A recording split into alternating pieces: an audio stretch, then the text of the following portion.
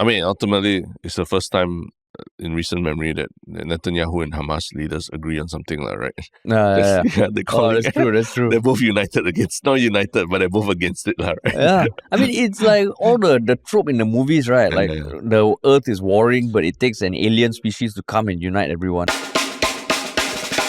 What's up, everybody? Welcome to another episode of Yala, your thrice weekly podcast where we talk about the hottest news with a touch of what, Terrence? Good old humor. Good old humor, man. Yeah.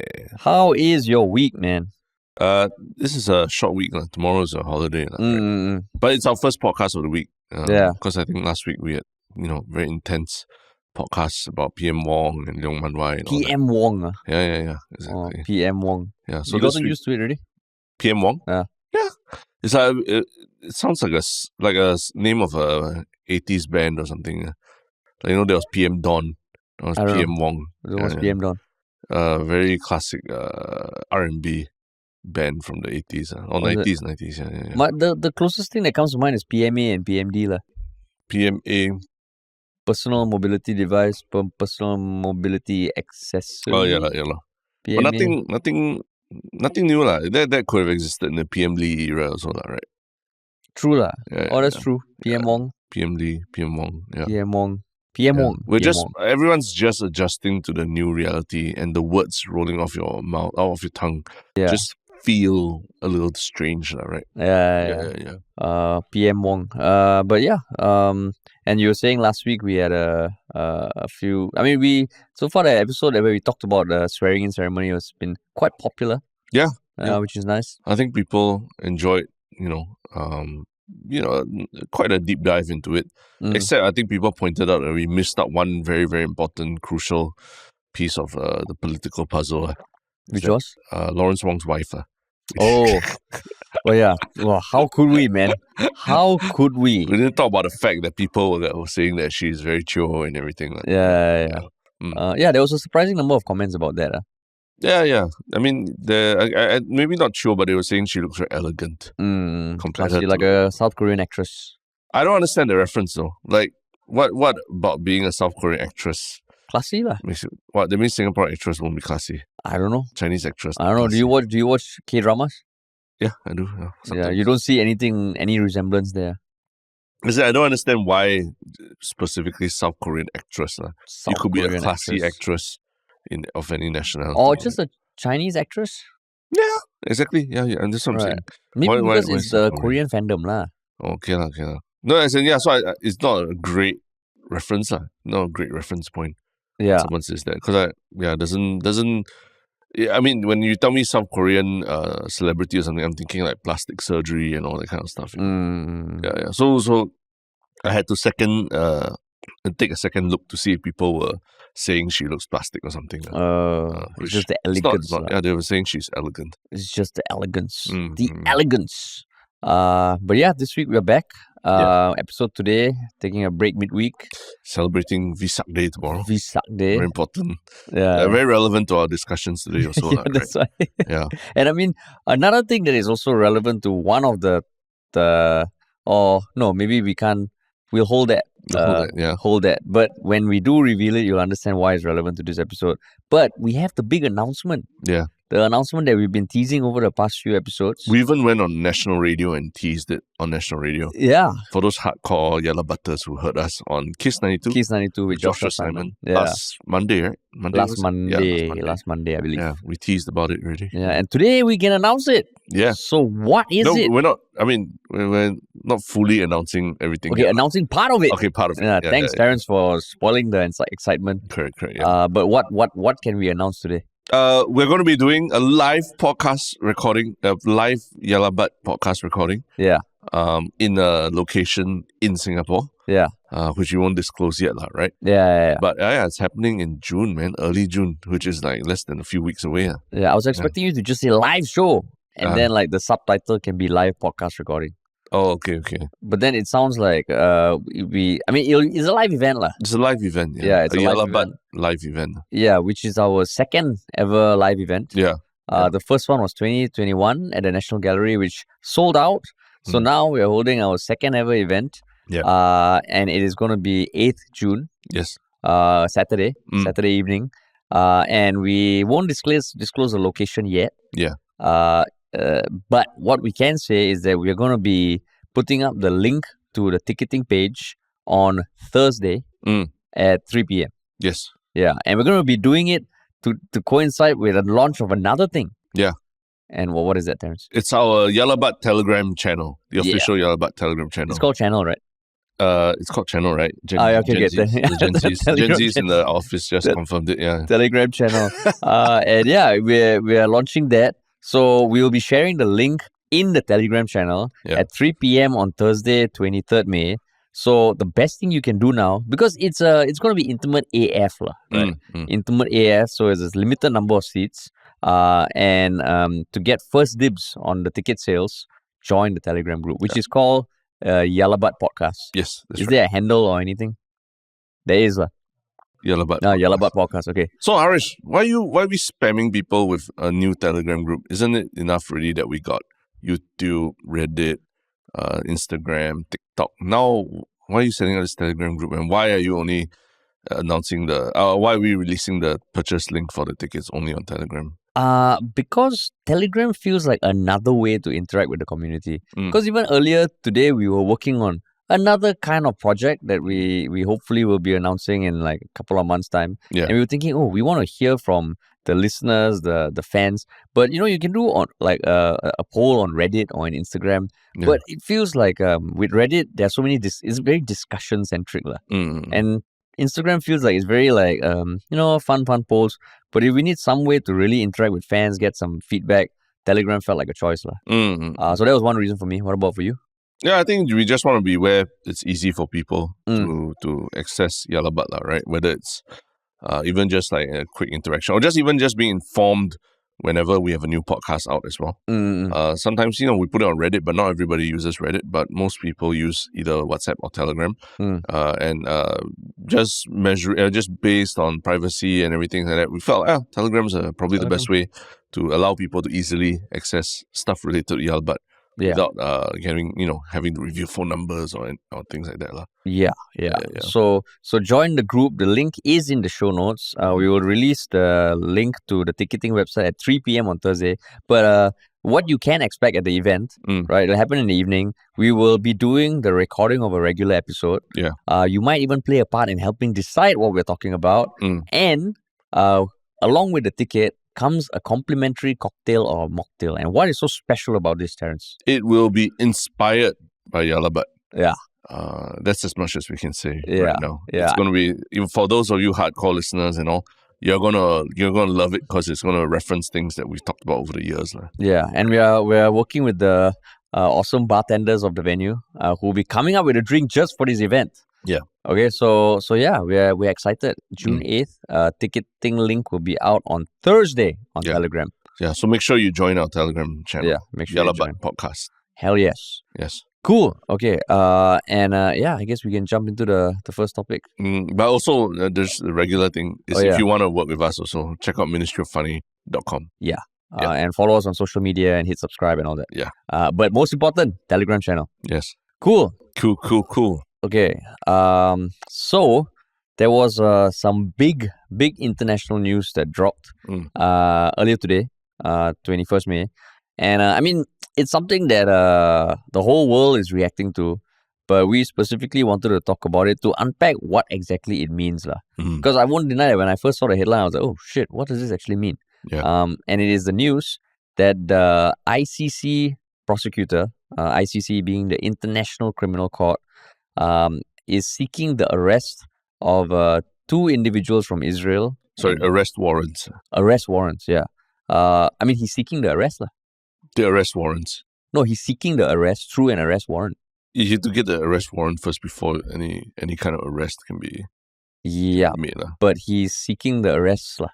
It's literally a BBC headline. Okay. ICC prosecutor seeks arrest of Israeli and Hamas leaders. Okay. I just wanted to maybe get into the weeds of it immediately. But okay. Yes, we can start from a general thing first, yeah. Correct. Yes, that's how we normally do it, Terence. Okay. Yeah. So he has applied for arrest warrants for the Israeli Prime Minister, Benjamin Netanyahu, and the defense minister Yoav Gallant, as well as the Hamas leaders in Gaza. Two of whom are supposedly in Gaza, one in Qatar. So there's been a lot of reactions to it. But when you first saw this headline, right, what did you think of it? I thought it was a pretty big deal. I think I think there was an international court of justice that was trying to stop the genocide, right? At least officially call it a genocide and everything. So, I mean, this is the ICC, and it's an arrest warrant with 100 over countries under the ICC's what do you call it? Treaty, yeah. Yeah. It would mean that these are, if like convicted, these people will be labeled war criminals, right? And the idea is that those countries under the treaty need to also help to arrest them if they see them in their premises and all that. Yeah, so it is quite a big thing, yeah. Yeah. I mean, for me, I was thinking like there's so many times you hear like these global bodies say something or do something that wants to take a stand or put its foot down, but it always feels like it's overruled. Yeah. To the point where I'm like, okay, what is this actually going to do anything? Yeah. But yeah, the more we dig into it, it feels like there could be some impact, because like even the formation of the ICC and what it entails is actually quite interesting, and just to give like a overall primer, so it was established in 2002, the ICC. Because apparently before that, there were a lot of world leaders who were pushing for something like it after the wars in the former Yugoslavia and the Rwandan genocide. Because previously it was always there'll be an international tribunal that is formed to investigate potential war crimes, and then it'll be dissolved. Yeah. So 2002, this was created, and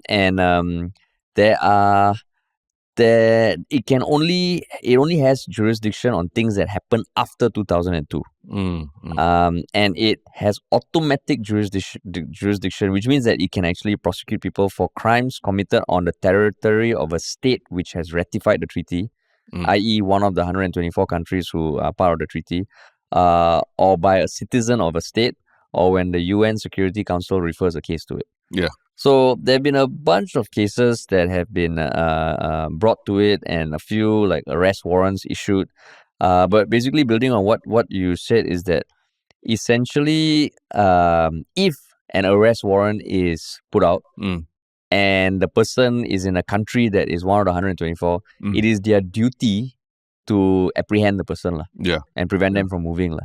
Of course, along the way, like there are countries that have sought little exceptions. But yeah, I never knew this thing existed, man.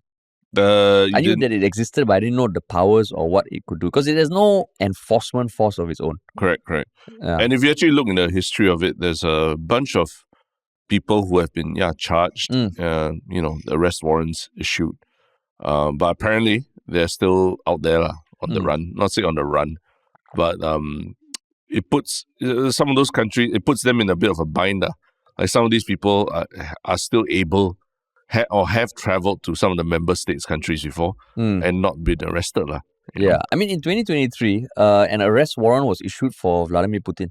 Yeah, correct. And his commissioner for children's rights. So they were accused of unlawfully deporting Ukrainian children to Russia during his invasion of the country. Yeah. So while, of course, he's still not apprehended yet, apparently it did cause issues with his global travel. Yeah. And he was forced to skip a summit in South Africa in 2023. So interesting that the powers are there. What I also didn't know was the countries that are under the treaty. Singapore is not part of the treaty. Yeah. The US isn't, India isn't, China isn't, Israel isn't. Yeah, and actually I would say most of the ASEAN or Southeast Asian countries are not under the treaty also. Yeah.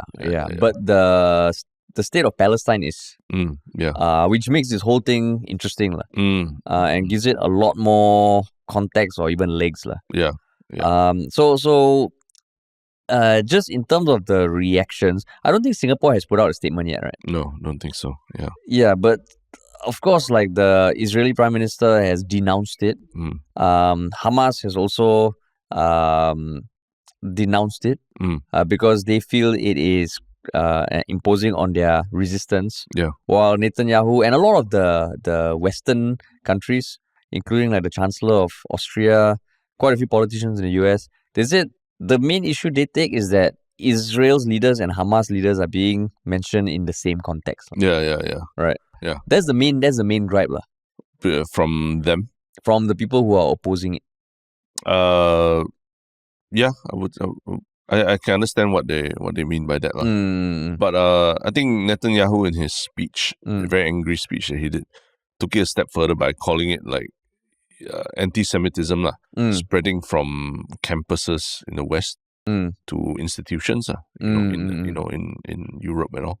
So he's linking the college protests that are going on in the US as recently as today. Like I think yesterday the Yale graduation ceremony was people walked out, pro-Palestine protests and all that. Protesters walked out. Yeah. So yeah, he's linking it to anti-Semitism basically, and saying that they won't back down. They won't back down and will not hesitate to destroy bodies that are people who call for their destruction. Yeah. And I mean, certain interesting interesting things that stick out. So you mentioned that there have been people who have been who have had arrest warrants issued against them. But if this actually is issued, it'll be the first time that charges has been brought against a head of state who is supported by Western nations, which is a huge thing, lah. Yeah. And I don't know if it's also like the first time for a democratic leader, democratically elected leader, to have charges, have an arrest warrant issued against him, lah. I think from what, the perception is that usually it's from people who are, dictators or in authoritarian governments and all that. Yeah. The first time this is from like a country that is seen to be democratic, right? Elections and everything, and being brought against its head of state, Yeah. But just from a lay person perspective, as you read it, like, was there anything that you were feeling? Of course, we are speaking from Singapore's position, and we don't have like as much skin in the game as like other countries, but what do you think of the reaction so far? I think the big battle here, at least what I'm seeing it as, like we know that, let's say whatever happens, even if they get the arrest warrant and everything, doesn't mean that Netanyahu gets arrested, or that he can't travel to other countries and all. I actually highly doubt it, right? I don't think like a lot of countries, like you said, there are a lot of countries in the West that already support Israel and everything. I don't think they'll be taking Netanyahu to task like that, springing something on him. Like, for example, the UK is a signatory of the treaty as well.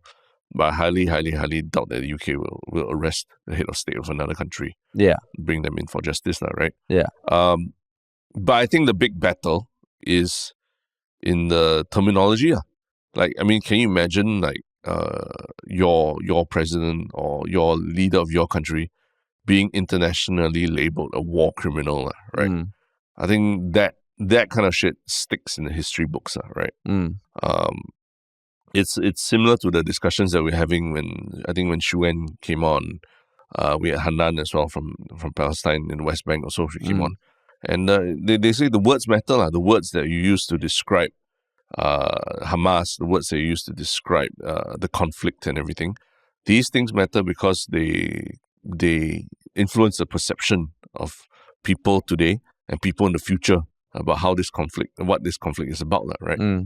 So yeah, I mean, this is quite a clear step, in my opinion, towards like, okay, trying to label the people involved as war criminals, and whether or not it really goes through or an arrest warrant is issued or what, it's a big deal, right? In perception of who's more wrong in this war. Yeah. But one perspective that I have seen so far is, like what you said, if it labels the leaders of Israel as war criminals, it doesn't bode well optics-wise, right? But I also read some sentiments saying that by labeling them, and you almost can predict what Netanyahu's stance is going to be, which is what he said, it's anti-Semitic, it's a hate crime. It might actually rally the population to get behind him. Yeah, there was just one political analysis who wrote on. He was considered an expert lah. So he's a Thomas Warwick, a non-resident senior fellow at the Atlantic Council. So I mean, he has diplomatic chops. But I thought that was a interesting take lah. That it might almost galvanize the Israelis to if someone who is trying to defend the right of Israel to defend itself is being kind of targeted as a war criminal. I don't know, man. It might have some impact lah. But that's the thing lah. Yeah. Galvanize them into what? Into Israel being even more aggressive than it already is. Don't know. So that's the thing. Yeah. They're already. There were 30,000 people, casualties and everything. No, really. because I think some polls have showed that Netanyahu's popularity is dipping, right? So that's what I meant. Maybe it might be less about, okay, we need to get rid of this guy, because the hardliners are still backing him, right? Yeah. But if it kind of makes him feel almost like a victim, right? Yeah. That might be oh shit. I mean, we never know lah. Yeah. There's a lot that could pan out after this, and there will be a challenge by Israel, a judicial challenge. Yeah. So that was one thing that I thought interesting. Yeah. But I did watch an interview from CNN's is it Christine Amanpour, the journalist. She interviewed the Karim Khan, who is the prosecutor from ICC. I think what they were saying is that this prosecution isn't just something that they're just throwing out there. It's they're submitting it with the believing that they have all the evidence, not just to go to court, but to actually get a conviction, whatever the legal process is. So it sounds like, they're in it for the long haul. Yeah. It's not just hey, let's do this to, throw a spanner in the works. But let's do this to really sort of force everyone to put their cards on the table. If you are a signature of this Rome Treaty and everything, you have to come to terms with the fact that you might have to do some action if Netanyahu is on your territory, right? And there'll be some diplomatic things that you need to maneuver around. So it kind of just forces everyone's hand, which maybe at this stage, right? There's a lot of frustration on what can be done. Yeah. People are in disbelief that nothing can be done because the UN is unable to do anything and all. But maybe the act of labeling the leaders of this conflict as war criminals, that will sit in history books 100 years from now, right? Maybe that will actually push and have some meaningful effect on this on in terms of international pressure. And I mean, to see the people react to that extent, especially in the US, even before the warrants were issued, or this announcement was made, apparently there were 12 US Republicans who signed a letter to the ICC, kind of warning them that if you decide to issue arrest warrants for these Israeli leaders, I think they literally said, we have warned you and you will be next, or something along those lines, which felt like, oh shit, this is a very, very heavy threat. And then if you look into the history of the ICC, the US actually is not part of ICC, and there's also some other drama involved.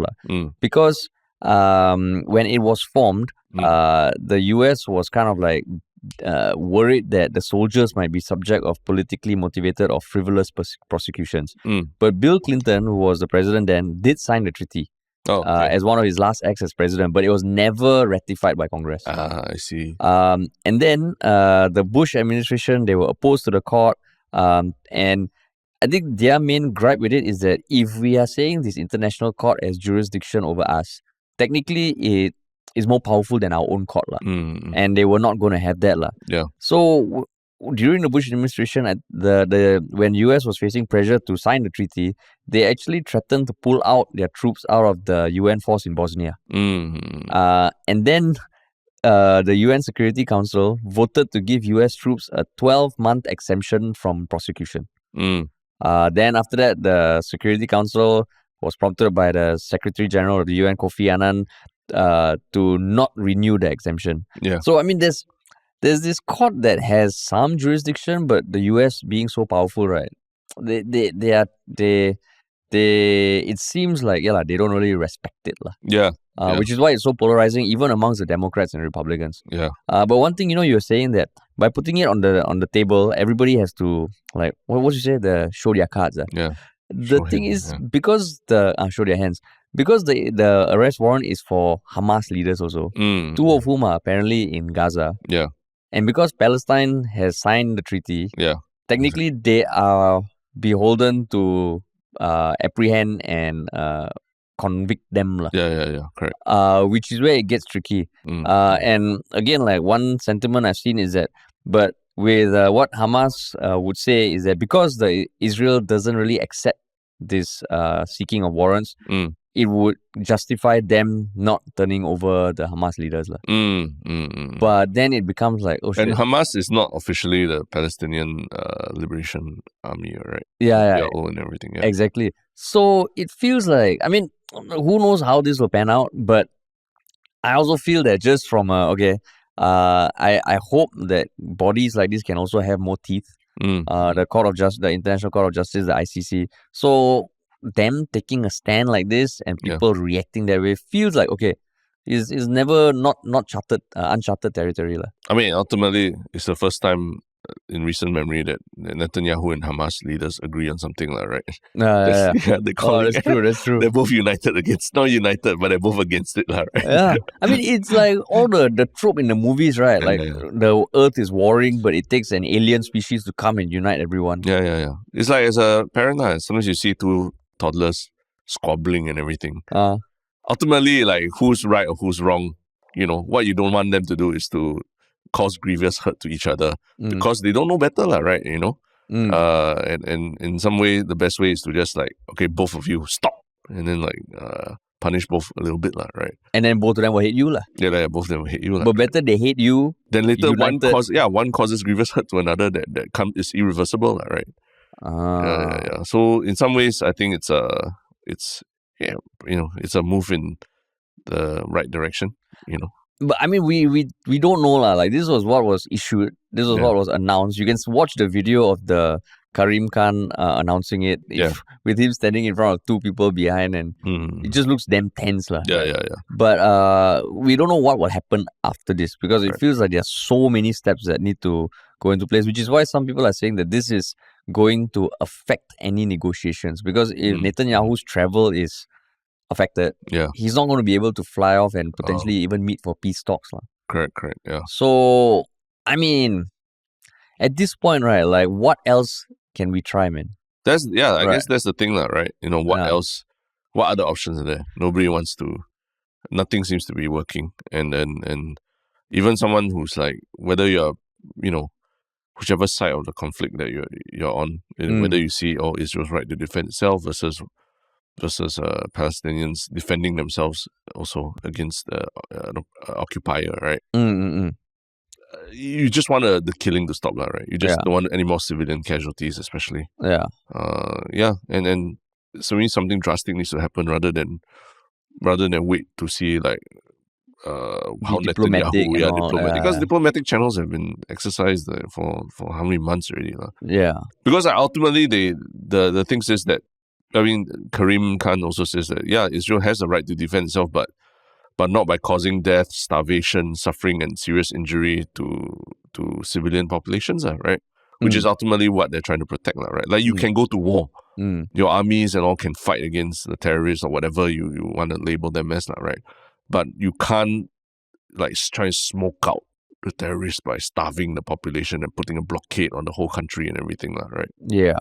Which is it's, I mean, that's what's been happening. So it's, and I mean, the official statement is very detailed. Like, the video of him announcing it, it's he summarizes it, but it's only like 3 minutes long. But if you look at the official statement, it goes into quite a bit of detail about what are the crimes that were committed both by the Israeli leaders as well as the Hamas leaders, based on his officers' investigations,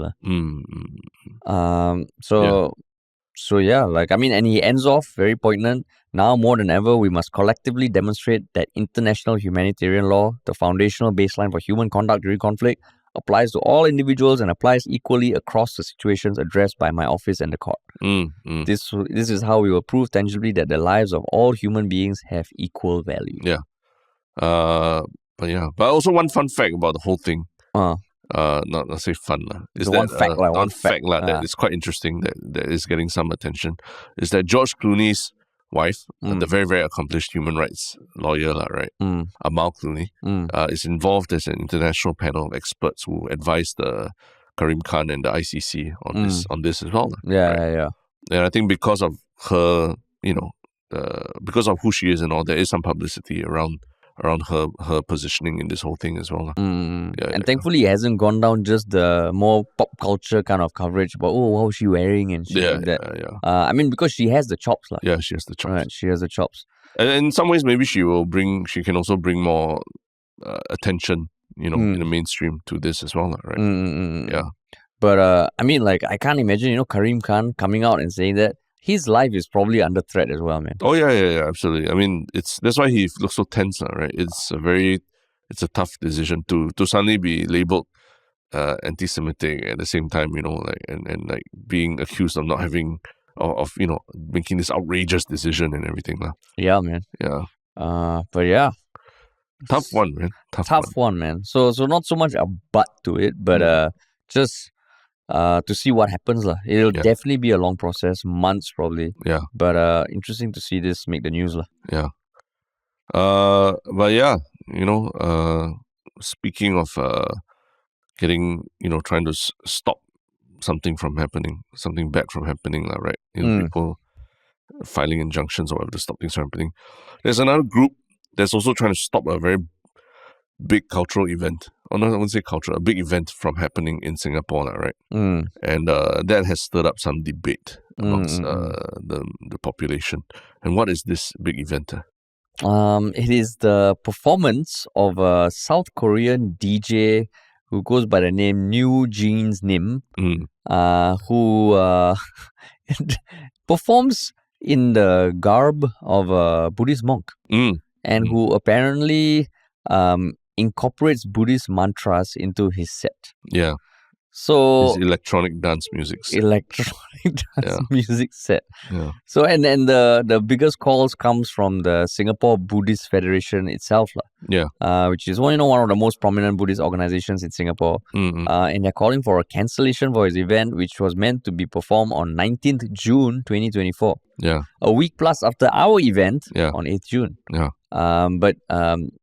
So I mean, they had teased this, I think, like a while ago, and he actually performed in Malaysia, once. Yeah. But his second show got cancelled.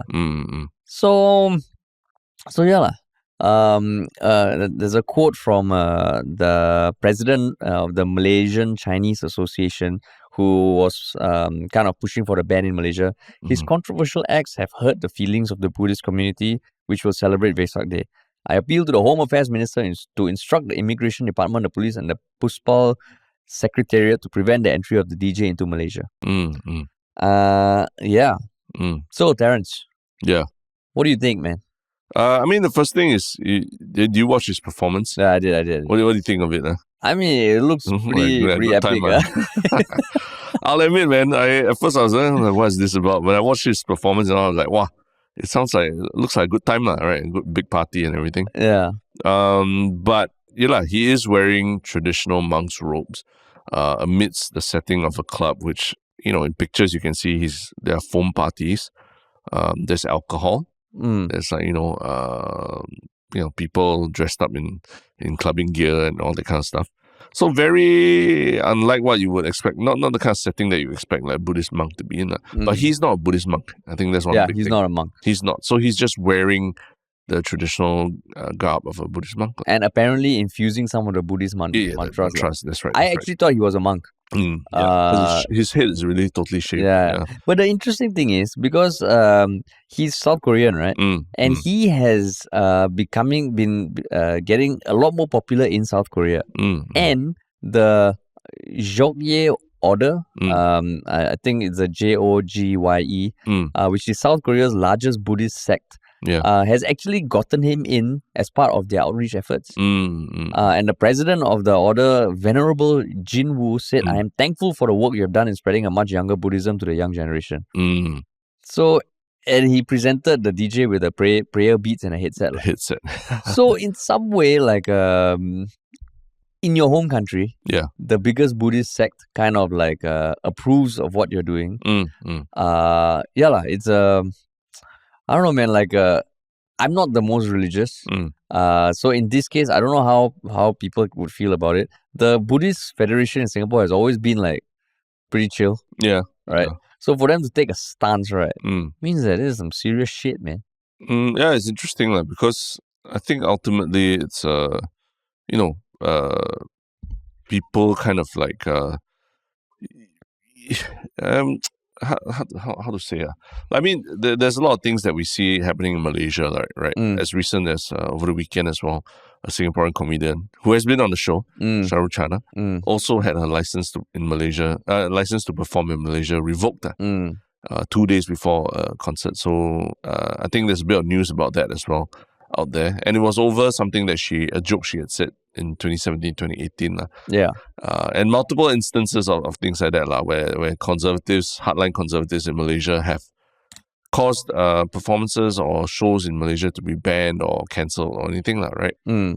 So it's interesting that we're starting to see, something that happened in Malaysia where this guy was being banned, and now there's calls for him to be banned as well, and I think maybe in some ways I'm quite surprised that the Singapore Buddhist Federation was not just advising people against it or using it as a point of like education for people who might not understand it, but they were pretty much calling out for authorities to just reject the permit. That means sort of using the book to prevent it from happening, as opposed to using it as a point of education, right?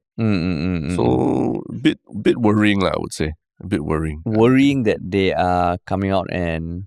Yeah, because I think I always feel that, defaulting to the authorities, like banning something from coming here, always, I mean, it should be just taken very, very... It's a decision that should be taken very carefully, I feel. Because it doesn't paint you in the best light also. So now we don't know whether he will be banned or not. We don't know. We don't know. It's just the Buddhist Federation is calling for a ban.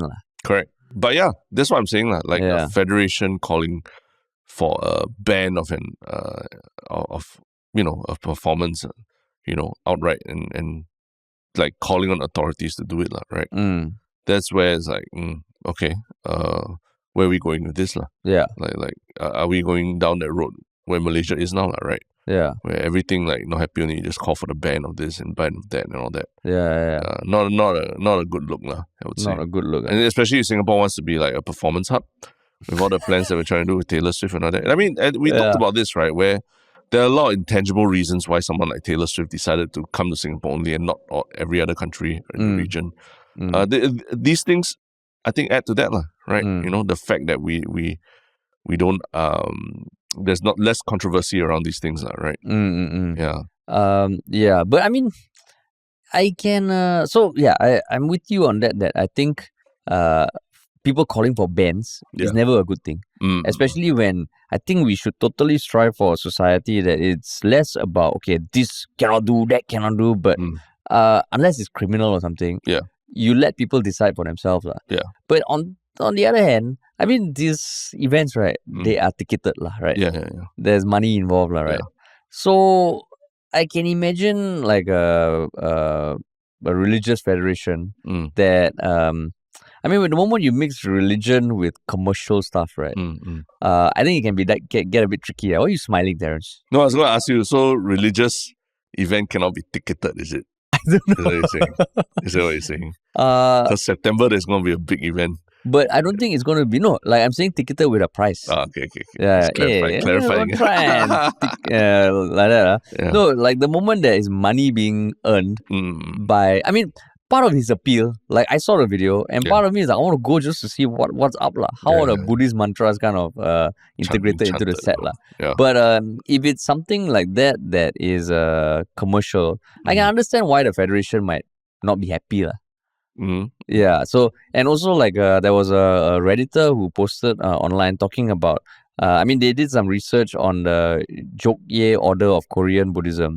So apparently it has some origins in Zen Buddhism, and its ideology is a fusion between traditional Japanese Zen Buddhism with Sutrayana, study of Buddhist sutras, and Pure Land Buddhism. So basically, this person says, of course, it is just a comment, but they just point out that the roots of this order and certain aspects of, like, say, Zen Buddhism tend to be a bit more maverick lah.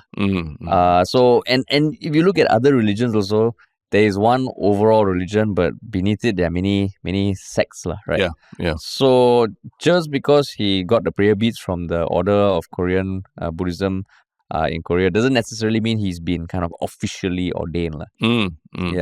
So I mean, I don't know. I don't know whether he will be banned or not, because if he's going to be banned, it is coming from the government level lah. Yeah. So then it becomes tricky lah.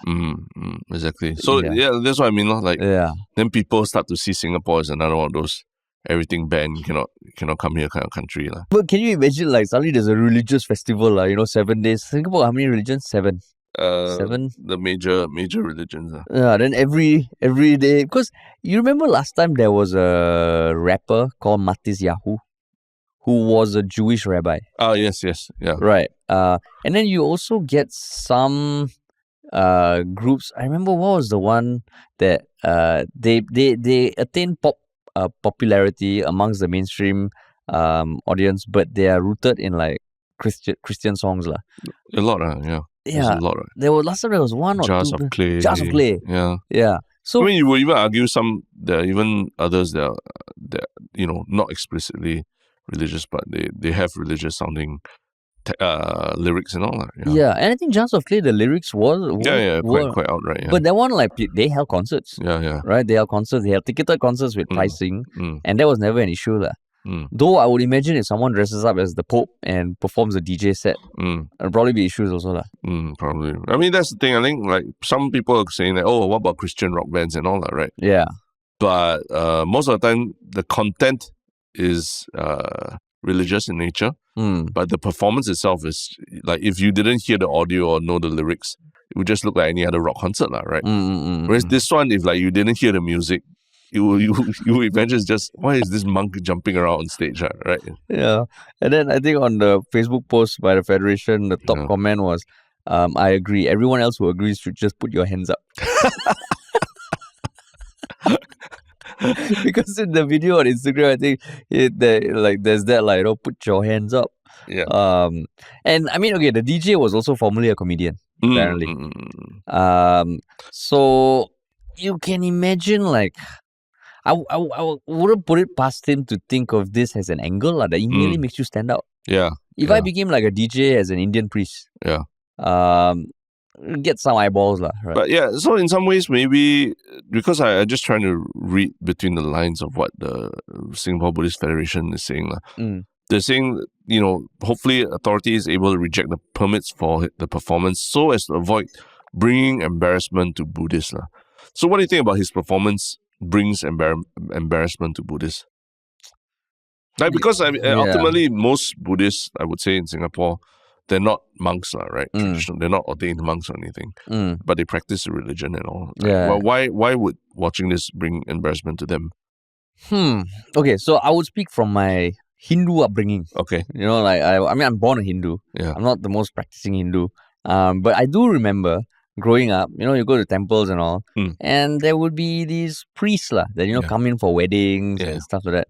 And sometimes when I see the priests do stuff, like, maybe, I don't think they're supposed to drink alcohol, but then they drink alcohol. Oh, okay. Then just from hearing the adults around me, I think it was along the lines of, like, okay, we are kind of, following his teachings. Yeah. We are trying to aspire to be better people and live a righteous life. Yeah. But then you see them do something that goes against what they are preaching. Yeah. So it doesn't matter what they're preaching. If they're preaching one thing and going against it, it feels like, hey, it's not a good look. And I think it makes the people themselves feel like, oh shit, are they being idiots by following these people? Yeah. So that's what I would think. Like, if I was really religious now and I see a religious leader performing in a way that, or someone kind of co-opting the religion, then it reflects on me. If I'm a believer of that religion, and someone is portraying it to be a certain way, which I disagree, then I would feel like, hey, that's not me, you know. Yeah. For you?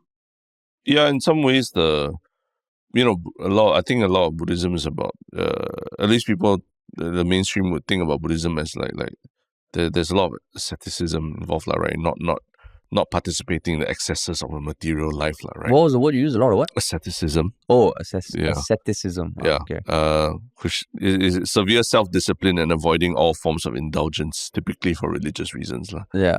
But yeah, so yeah, I guess the portrayal of a monk in a place which is all about, like, you know, enjoying all the material pleasures of life, overpriced alcohol, you know, blowing money on alcohol and partying and loud music, that is like, you know, where most people are like very scantily dressed and probably definitely not chastity. Yeah, no chastity yeah. is not encouraged not promoted in the club. Yeah. Right? Yeah, maybe it's just that very major contrast that is problematic, right? Yeah. Because like what you say, like, yeah, if the people wearing the robes and everything, yeah, are portrayed as such, you know, on stage as being almost like quite hypocritical, right? Yeah. Yeah. What does it say about everyone who practices the religion? Yeah. And also, okay, so let's say if he came to do like an acoustic singing session in the afternoon, Yeah. where similar ticket price, maybe you have hot tea and coffee. Yeah. I think it'd be less of an issue. Yeah, no issue. Yeah. It's just that it's in a club and you watch the videos, it's really no different from any other DJ. Home party. Like he puts his hand together and just like the bounce. praying, bounce, you know? Yeah. So I guess if I was the Buddhist Federation, I'd be like, wow, this is a tricky, like an unnecessary thing to deal with. Correct, but I feel missed opportunity though. Like I think you can still use the publicity to your credit, and you know, maybe in some ways show that you know your religion is very forgiving or very open or very progressive in certain ways. Although you do not condone what this DJ is doing, right? But you would think that actually, hey, if you really want to learn the real teachings of Buddhism and all that, maybe you can come to our federation and do something. Oh, so you're saying condone like don't condone. They don't condone these DJs' actions. Yeah, don't condone. If you want to learn real Buddhist teachings, but they don't ask for a ban. Yeah, don't ask for a ban. Yeah. That's where I'm like, that's how I would have done it, right? You know, but I'm not the religious leader at all. Correct. Yeah. I would think if I was a religious leader, I would take a similar stance. Similar meaning what? You would ban? You want to ban? The call for a ban. I'm just saying. Okay.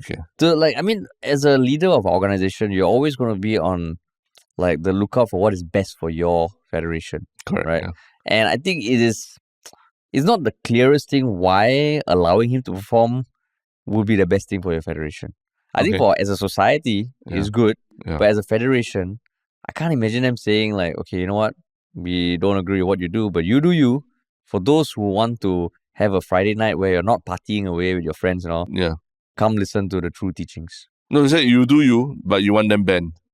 You do you, but you want you banned. Is that what you were saying? No, I'm saying like, but I was saying if I was a religious leader, I would, I can understand why there might be pressure to call for a ban. I understand that. Yeah. But that's why I'm like, if a big part of your mandate is to, you know, try to attract more young people and show that you are maybe more progressive or more open to various things, then calling for a ban is the exact opposite of that, right? Kind of like I mean, like the Pope himself, right, has also polarized some people in their own faith as well, from what I understand. Some people who don't feel that he's living up to what they would have expected. He's too progressive and all that, you know. So my thought is, this I feel like maybe there's a missed opportunity here for the Singapore Buddhist Federation. We should have dropped a diss track. Drake and Kendrick. Singapore Buddhist Federation versus the DJ Monk. DJ. Oh man. What's his name again? New Jeans Nim. New Jeans Nim. Yeah, but I mean, what you saying earlier is correct. Like, he's a comedian at heart, right? That's how he started. Even the name New Jeans Nim is sort of a word play on a K-pop girl group's name, and I can't remember what's the other half of it. is a term, a Korean term, right? Oh, I thought it's just New Jeans. New Jeans Nim is his. New Jeans. The Nim stands for something else. I can't remember what. But my thought was that him being a comedian, that it might feel like there's an element of parody in his performance, lah. Yeah. Right. Yeah. Hard to say it's outright like, oh, he just wants to spread the faith or anything, lah. Yeah. So that's where it feels so that's why like, this one is a tricky thing. Like there will be an announcement whether he's banned or not, right? It's happening June 19th. There's less than a month. Yeah. So we will know whether the event happens or not. Yeah. I mean, you watch the video, it's hilarious. Like, he takes out a fire extinguisher and it's like spraying the audience with it also, you know. That's why, I don't think he's spraying blessings or something. No, not blessing, right? yeah, but there's fire extinguisher. Then he's taking selfies and there's like sparks from like fireworks around him and all that. It really is quite something to watch. I did not expect it to kind of like be hilarious in that way, but it is. Yeah, my first thought would be like, is that kind of electronic, a bit like trancy, Tibetan monk kind of thing. Yeah. But no. Because you see those sort of like Mongolian, it's pretty awesome. Like, this is not. Like a normal DJ just dressed in a monk's garb. Yeah. So then you're looking like, wow, this is tricky. And I mean, he's getting more publicity. Yeah. It's a brilliant outlet. Yeah. So for you, Singapore performance hub of the future in Southeast Asia, that would you want him to be performing here? Oh. So what hat am I wearing? Head of the... No, you lah. You want to see more? Oh yeah, I want to see that. Oh, you want to see that? Honestly, I personally want to see. Yeah. But if I'm wearing the hat of the, I don't know, the entertainment hub committee, I don't know what different answer lah. You? No, I just don't want to see the authorities like having to step in to ban so many performances here, and sort of just letting people, sort of adults, sort of decide for themselves, right? Unless of course it's really like hate speech or something, calling for violence or something like that. But this guy is not calling for violence, man. He's all about enjoying life. For all we know, maybe like at the club, there are like a handful of people who be, you know what, Buddhism is cool. I want to actually find out more. Yeah. Wow. I mean, you don't know, like, low likelihood. Low likelihood. Let's just put it out there. Low likelihood of that happening. Low likelihood. Yeah. That's true. Yeah. Low likelihood. But a non-zero chance. Non-zero chance. Yeah, it's just hilarious, the video. Yeah. Watch it. So I mean, like come 19th June, we will know whether or not it happens. We will know. It's not like an open-ended thing. There's 19th June. Is it going to happen or not? Yeah. That's right. But the main winner from this might just be DJ Monk himself. Yeah. Correct. But cool. Shall we talk about your one Shiok comment of this past couple of days? Yes. Yeah. My one Shiok comment is a comment from a long-time commenter, Accidental Jurist, on Reddit for Yellowbutt episode 528, where we spoke about PM Lawrence Wong taking over. So they posted something like what they feel is that the underlying theme that will probably run through the swearing in and upcoming GE is that the PAP is a bastion of political stability during trying times of internal and external political instability. And then they went on to highlight a few quotes from PM Wong's swearing in speech, former PM Lee's May Day rally, former PM Lee's interview with the media on good politics, and then just went on to share their thoughts. So I'm like, holy shit, this is like a GP essay like that, man. So thank you so much for putting your thoughts down and taking the time to do so. Yeah. That is my one Shiok comment. Mine is from YouTube on that last episode with talking about Tan Chuan Jin as well.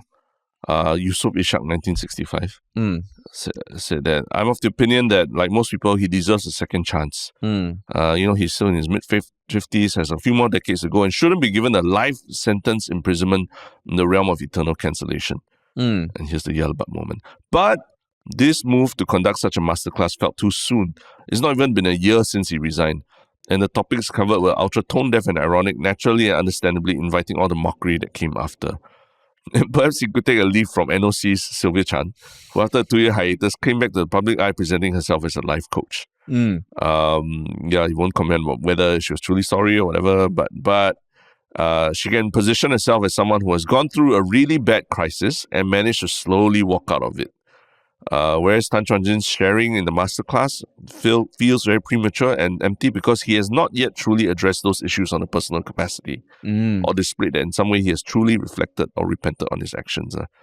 So yeah, long story short, maybe he needs to consider hiring a publicist to help him redo his redemption story, or just continues to stay, stay low profile, and earn a livelihood that doesn't require him to be in the limelight, in the masterclass. So yeah, I thought it was quite a a balanced comment. Wouldn't fully agree on some points there, but yeah, at least interesting perspective. Yeah. Interesting perspective. And what about your one Shiok thing, man?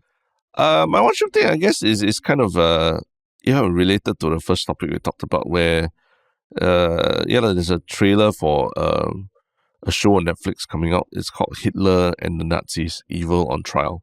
At least the trailer dropped like over a week ago, but I haven't seen it. But there's a 6-part documentary that explores the shocking rise and fall of Hitler and his enablers who were fueled through propaganda, censorship, and a campaign of anti-Semitism.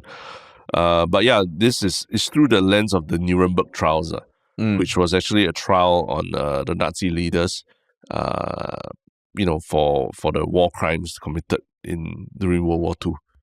And it was done in Nuremberg, which was it had like a lot of cultural significance to the Nazi party as well. As it was seen as like the birthplace of or at least it was portrayed as the birthplace of real German culture. So if you go there today, a lot of the structures that were built to celebrate, the Nazi party and German culture are still standing there, but not as a place for neo-Nazis to go and worship, but almost as a reminder of the shame of what had been committed before. And when I visited, I've been there twice, in fact, that there's a very good museum there that talks about a lot of the atrocities and the Nuremberg trials and everything there. So yeah, this is something I'm quite interested to watch, this show. It's dropped already or it's coming? I believe it's dropped already, yeah. So it's a series? Yeah, 6-part documentary. Yeah. And it's not like that kind of show based on real life events. It's a documentary. Documentary, but it's not. It's with eyewitness accounts, a little bit of reenactments and then some video and testimony from people involved. Yeah. Wow, cool. Yeah. Cool. My one Shiok thing is I was on TikTok a few days ago and I saw this one interview with a marathoner after a race where she was just saying I don't know why I do marathons. Every time during a marathon I'm thinking I'm such an idiot. I don't know why I do this. Then I was like, she seems pretty funny. She's pretty self-aware. Who is this person? And I found out that she's a person called Sifan Hassan. Does that ring a bell? No. So I had never heard of this person. Okay. But she was born in Ethiopia and moved to Netherlands when she was 13 and starting to become a nurse. Yeah. But along the way, she also started running. Ethiopia is famous for runners. Yeah. So at this point, right, she's just a crazy runner across multiple long distances. And even at the Olympic, right, she's the only athlete in Olympic history in 2020 to win medals across a middle distance event and both long distance races in a single game, because she won gold medals in 5,000 and 10,000 and a bronze medal for 1,500.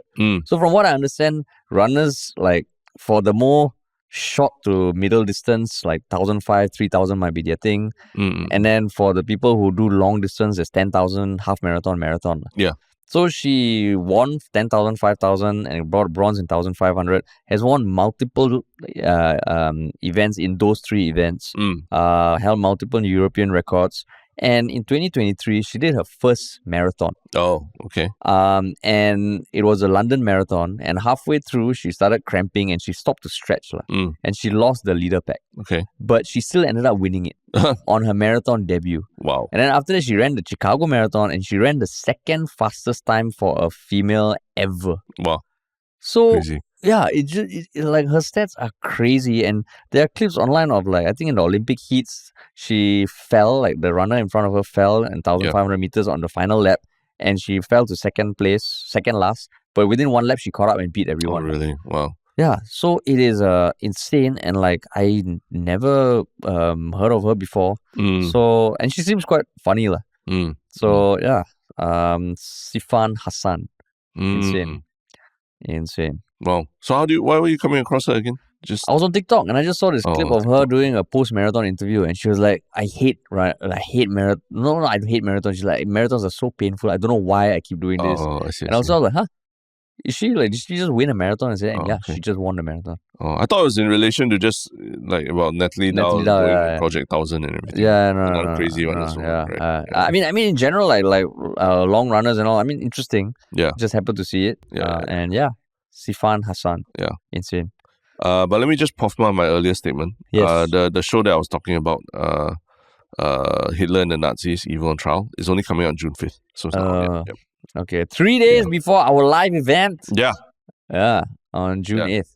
Yeah. So that's the end of the podcast. Remember, for first dibs on tickets to the live event, join our Telegram group at the link in the show notes. We will put the link there on Thursday, 23rd May at 3 p.m. Yeah. First come, first serve.